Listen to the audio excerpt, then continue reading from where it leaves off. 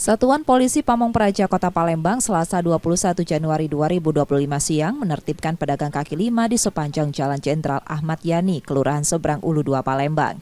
Saat penertiban, petugas mendapatkan perlawanan dari pedagang yang mempertahankan tempat dagangan agar tidak disita.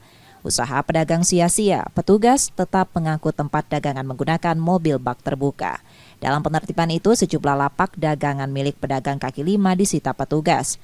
Sebelum dilakukan penindakan, para pedagang telah diberi surat peringatan namun tetap tak diindahkan. Namun, pedagang membantah telah diberi peringatan sebelum penindakan. Itu apa kita jualan sini? Iya. Nah, terus?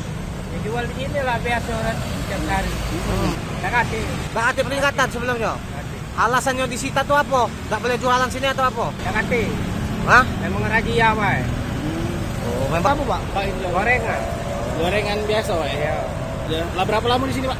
Udah lama 2007. Dalam keterangan kasih penindakan dan penertiban Satpol PP Kota Palembang, penertiban tersebut merupakan tindak lanjut laporan masyarakat yang resah karena menyebabkan kemacetan dan mengganggu pengguna jalan. Yudi Kiswanto, Kompas TV, Palembang, Sumatera Selatan.